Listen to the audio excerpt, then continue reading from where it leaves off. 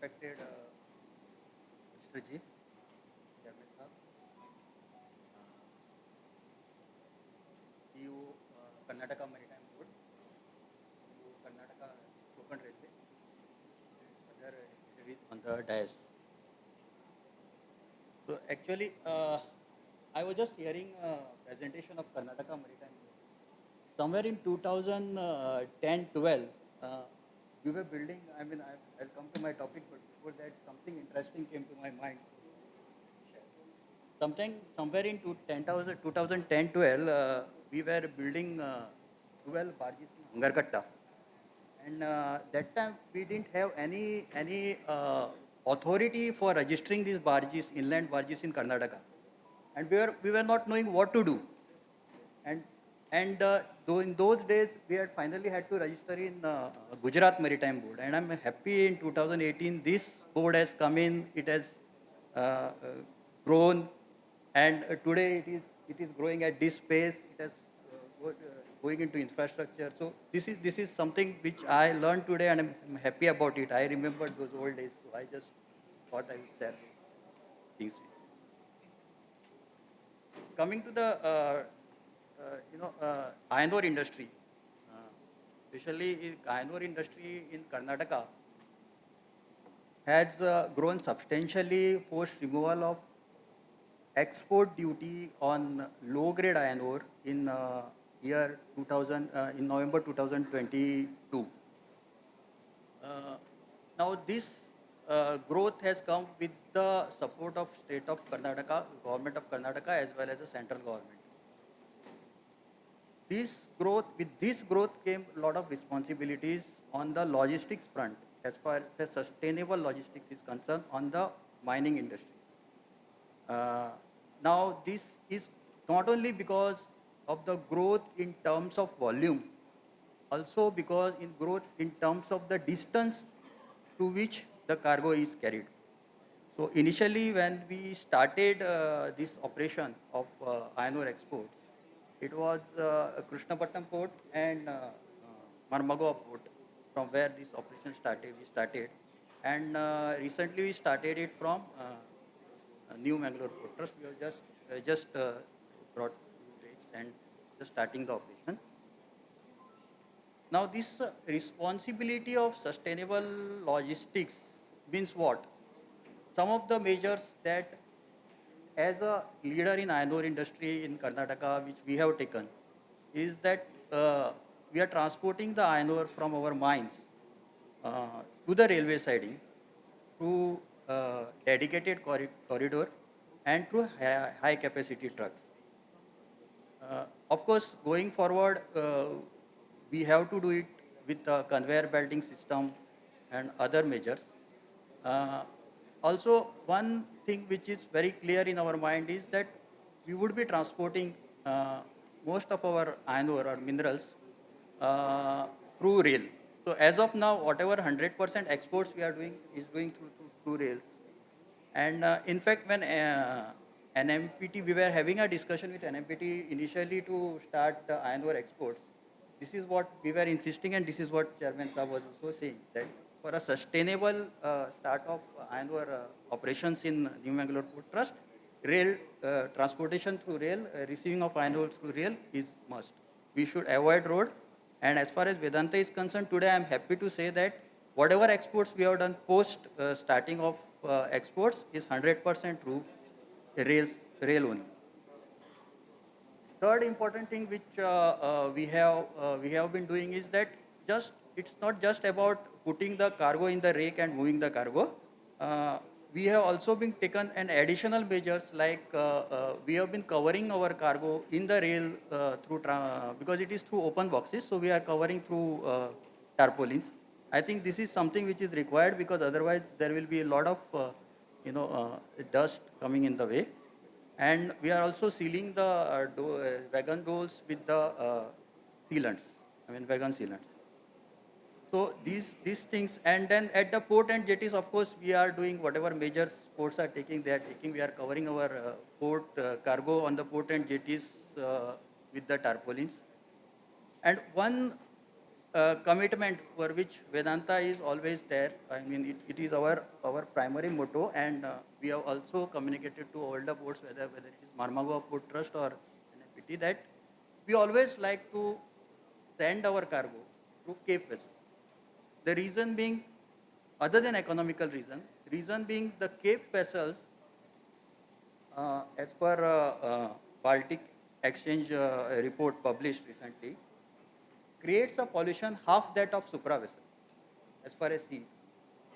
And I am very happy that both the ports have accepted this. NPA, of course, Marmagua port, we are already doing anchorage operations through our transshipper. And NMPA has accepted our request, and they also recently removed a trade notice. And shortly, we would be starting that operations in New Mangalore port. So this is the thing which we are looking at. Now, in all these objectives, of course, I told how NMPA has supported us. Railways also has supported us, because railways never, encourage putting tarpaulins over the open wagons, because they always have a concern that they may fly and they may touch their lines, etc. But still, with that concern, also they said, okay, this is a good measure, we'll support you. They have been supporting us.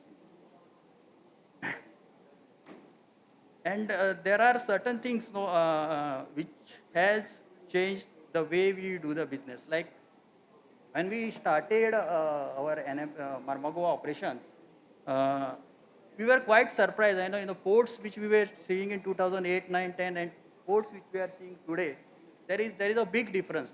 There is a big difference, because when we started our Marmagua operation, it is the port team which was going to the railways and telling, get more cargo, get more cargo, get more traffic. We want to do it. So they were not restricting to the port areas. They were going out. They were trying to get. They were supporting us in sustainably moving the cargo. Whatever environment measures we were suggesting within the ports, they were adhering to it. Whatever, they were also providing us a suggestion on how to move.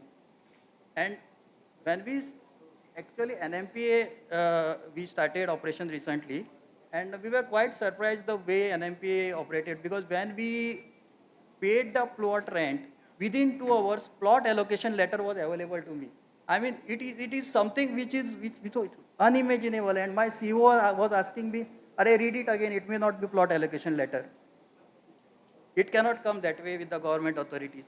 But thanks to Chairman Saab and his team, that this is happening in the ports now. And I think with this public-private participation, uh, 5 trillion economy is not at all, it's an easy thing, I will tell you. It's an easy thing. It's not at all a very big challenge. So going forward, see, Karnataka iron ore industry is going to grow. A lot of ECs have been put, and as per Steel Mint report, the last year's 36 million ton which Karnataka iron ore industry has done will grow to about 48 million ton in FY26. So we have to be prepared. We have to be prepared to carry this growth. Logistics has to be prepared to carry this growth, whether it is railway, whether it is port, we have to be prepared to carry this growth in sustainable manner. So lot of infrastructure development is required in the railways. Lot of infrastructure development is required in the ports. I can see many things happening over here. Minor ports getting developed. Even within major ports, of course, they may. NMP also may have a lot of projects in hand. So everything has to increase. Like you are, and everything has to be mechanized. If we have to be sustainably doing the business, we have to be mechanized. We cannot and digitized. We cannot be doing the business the way we have been doing today. So I am sure, looking at these presentations today, a couple of interactions I had with the chairman Saab and other port authorities. We in Karnataka, ports are ready to carry this growth sustainably in the next 4 or 5 years to come. So I thank all dignitaries for giving an NMPA, for giving me opportunity to speak on this forum. Thank you very much.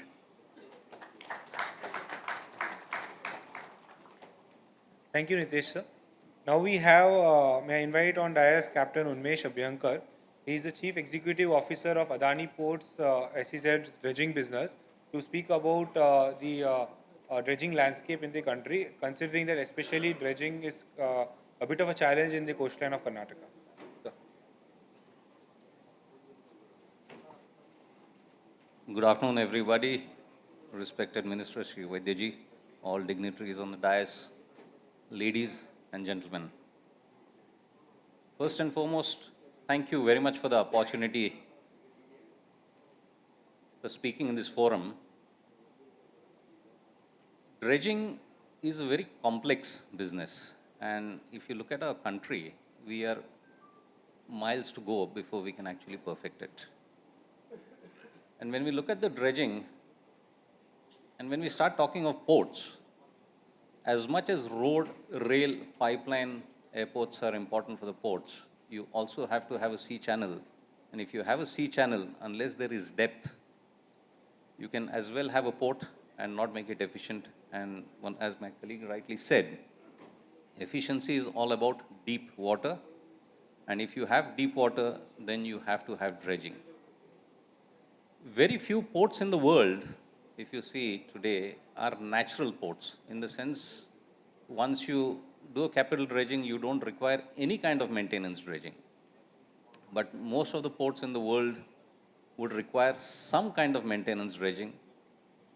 And when you look at maintenance dredging, it has multiple dimensions. So to start off on this dredging, I would say the ports and dredging have a symbiotic relationship.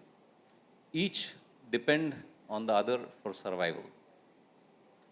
You can have a port, without dredging the port will not survive. It will survive, but you're looking at an inefficient way and a cost per ton going exponentially higher.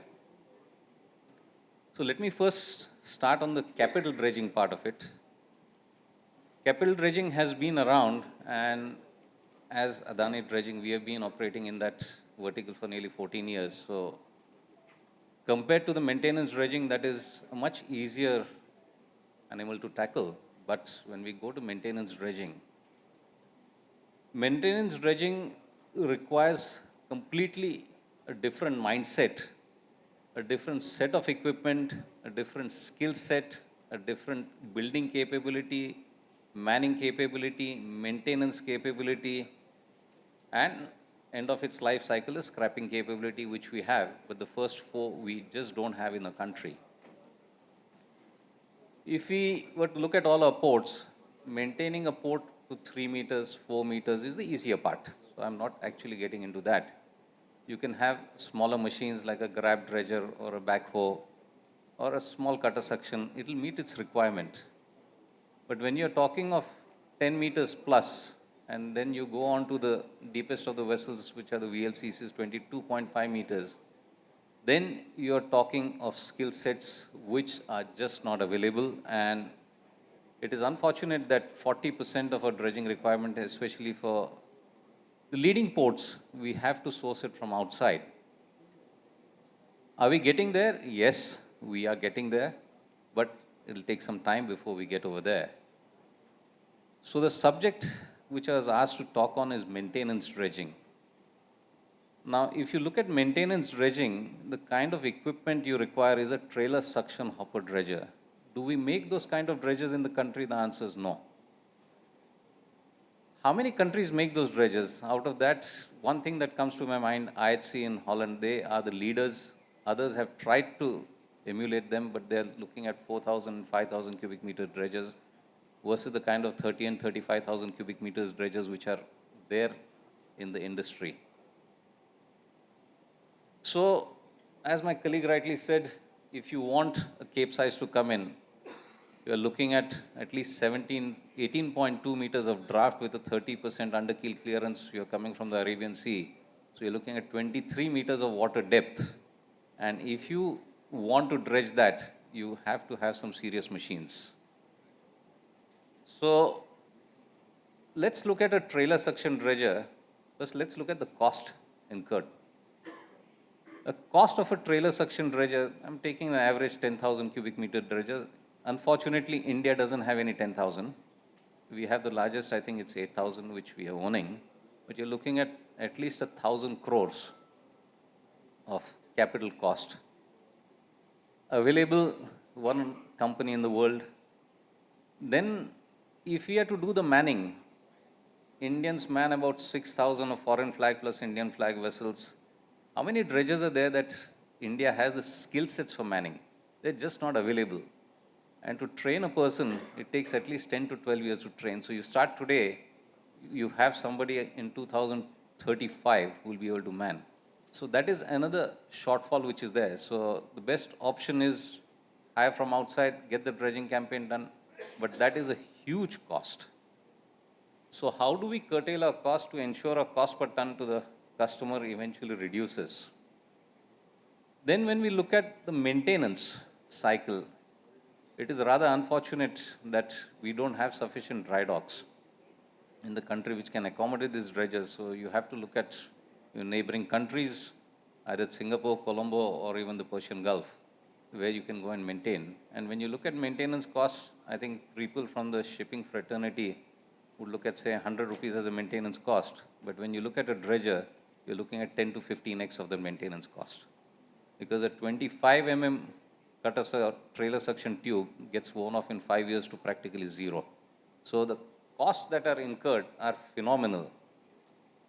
So what actually happens is we have taken the easier route out. Instead of investing, get somebody from outside, do the campaign and move, but that is an expensive affair.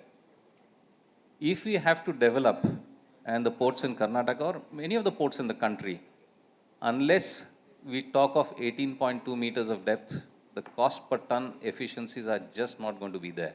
And if they're not going to be there, we will also be incurring heavier cost. And we keep on talking of a logistics cost being extremely high at 13 to 14% of the GDP. This is one contributor. How do we get it down is a long way. Though we have started, DCI has been there for many years, but it should have kept the thing going, which it is. Others have to come up, and we have to expect that dredging, like when we have a fire brigade in the port, we don't want to use it. We look at an ambulance, we don't want to use it because we feel everybody has to be safe. It's better we don't.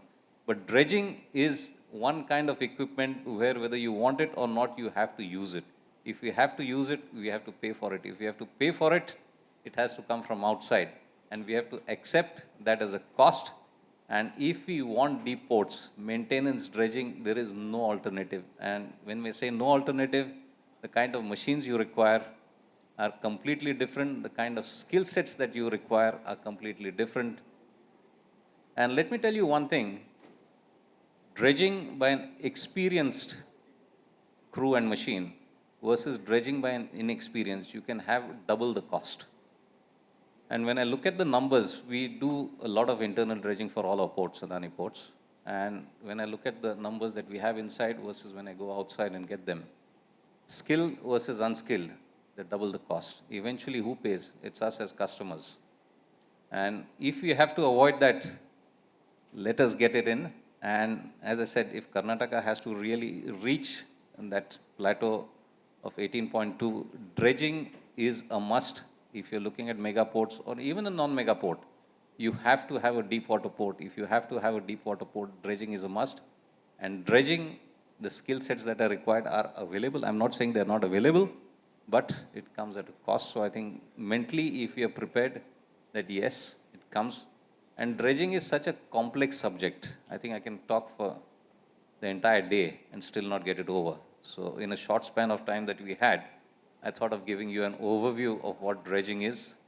And do we require it? The answer is yes. If you want our ports to be efficient, the answer is yes. Dredging is a must. Thank you. Thank you, sir. I now invite CMD of Konkan Rail Corporation Limited, Sanjay Gupta, sir, for discussion on Konkan Rail connectivity.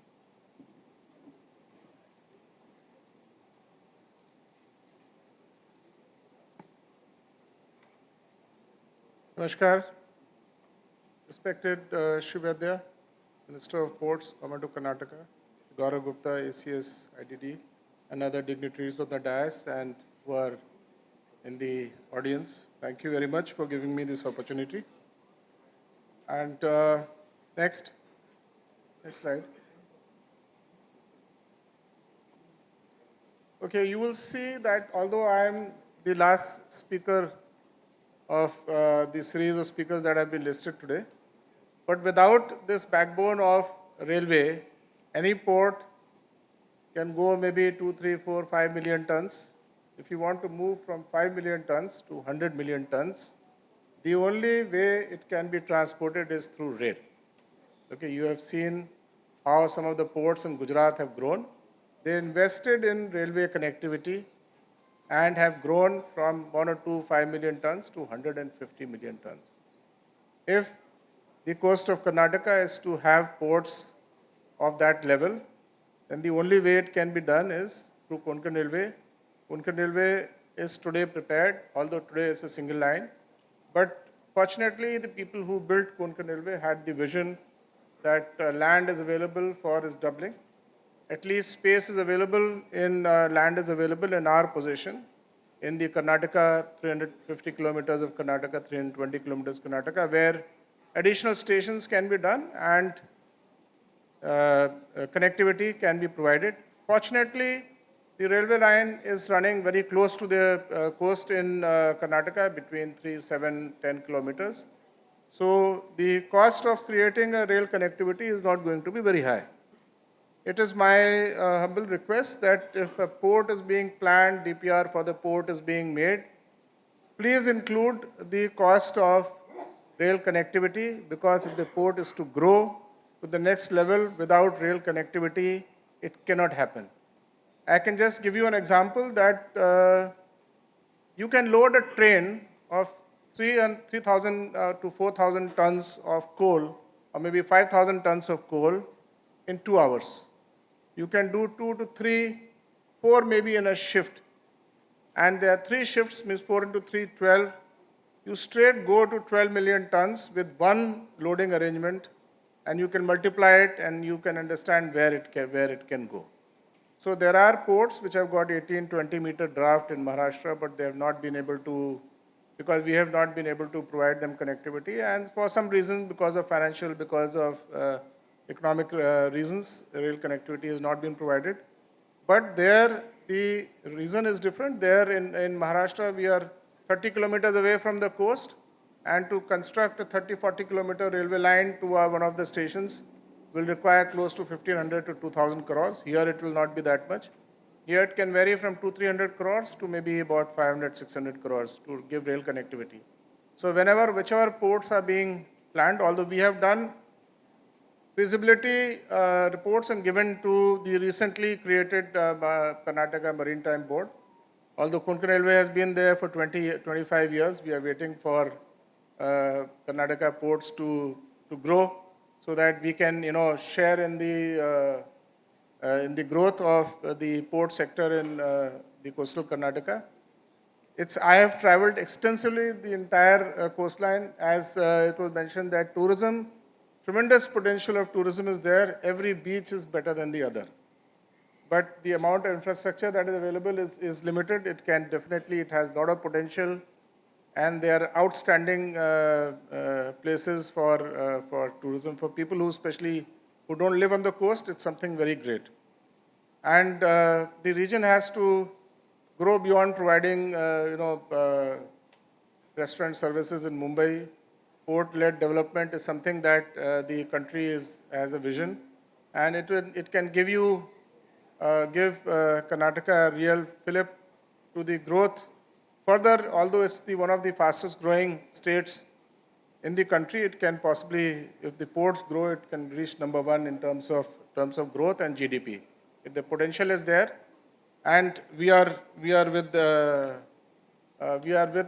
coastal Karnataka for development of the ports. I'll just go quickly through my presentations. Is there less time? Okay, I'll finish in 2 minutes. Okay, 1 or 2 slides I'll just show. You can see the first slide. Okay, that slide is gone. Can you come back to the first slide? Previous one, yes. You just, the next I'll skip. Konkan Railway is 740 kilometers. You can see it's along the coast. It covers around 12% of the coastline of peninsular India and 33% of the west coast and 99.9% of Karnataka's coast. Next.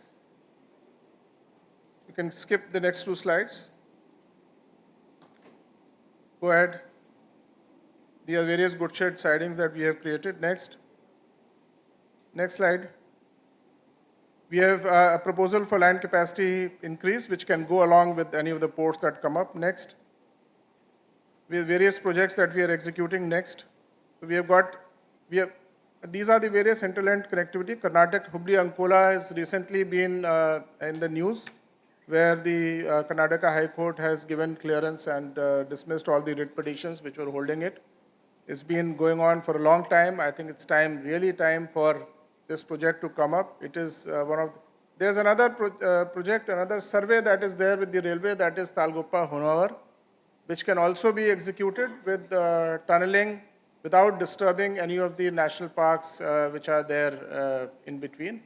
So today, those solutions for tunneling below the national parks, below the that eco-sensitive areas is available. 20, 30 long kilometers tunnels can be made, and we need to look at them. Next. This is continuation of the hinterland connectivity. Next slide. There are 12, I have already told you, 12 ports of Karnataka which we have done pre-feasibility studies and given to the Maritime Board. Next. The ports in Maharashtra. Next. Goa and Karnataka. Here you can see these ports, which the names of those ports we already been discussed. Next. These are the various DPRs we have done in Maharashtra. Next. These are the ones in yellow which are highlighted are the ones that Karnataka is pursuing more vigorously. Next. And we have done feasibility reports of all the other ones also. So any of the investors who would like to invest in the ports, we are available to do everything from end to end for rail connectivity. From preparing the DPR to doing the execution to doing land acquisition, along with the state, in collaboration with the state, we have done for ourselves. We know how to do it, and we have been doing it for many years. We are available, so Konkan Railway can be approached for any of the railway related part of the port connectivity. Next. And we have Mr. Joseph George, who's here. Can you just stand up? He's available, the key nodal person for any rail connectivity issues on coast of Karnataka. Next. Thank you. I think that's all that I wanted to. Thank you very much for giving me this time. Thank you. Since we are hard pressed for time, we have a memento presentation. Memento will be given to the session chair. We'll invite A.V. Ramana sir to give the memento.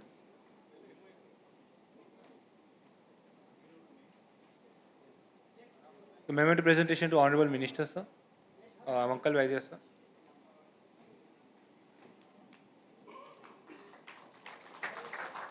Memento presentation to Gaurav Gupta sir, Additional Chief Secretary.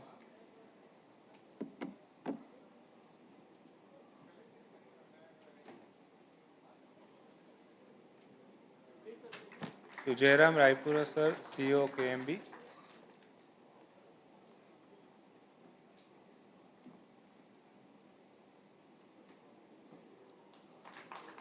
To Sanjay Gupta sir, CMD Konkan Rail.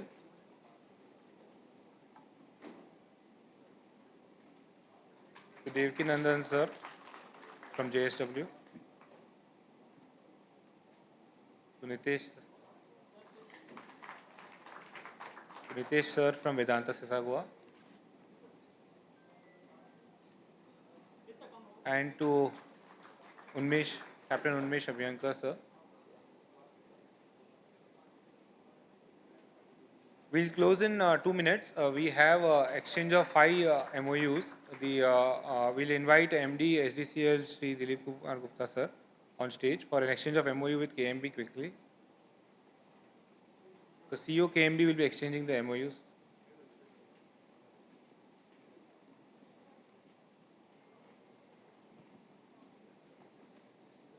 This is an MOU between Karnataka Maritime Board and Sagarmala Development Company Limited.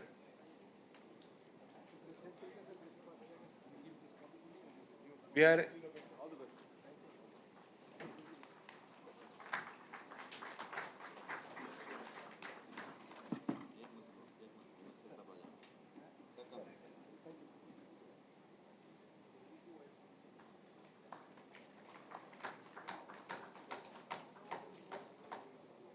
We have an exchange of MOU with between Karnataka Maritime Board and New Mangalore Port Authority for the development of a satellite port. Sir, request Honorable Minister Sir and Gaurav Gupta Sir, exchange of MOU with New Mangalore Port Authority.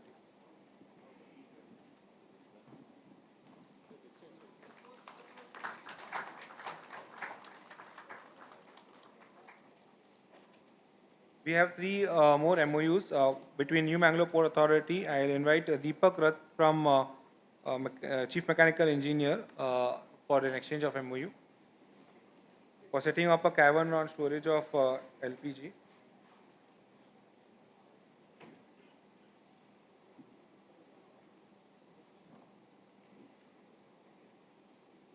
I'll also request Mr. Tapan Samant, DGM from Hindustan Petroleum Corporation Limited for the exchange of MOUs.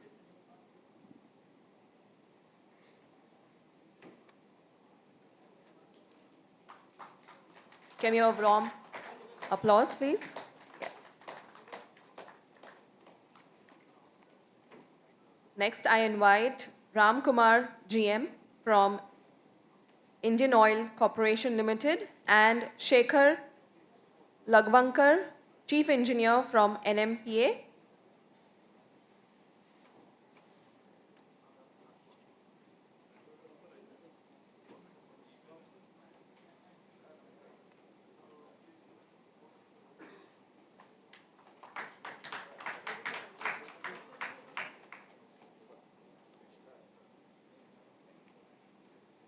And we have one more MOU with Sea Lord Containers. I request Sudhir Malhotra, Group President, CEO, and Vinayak Rao, FA and CA from NMPA.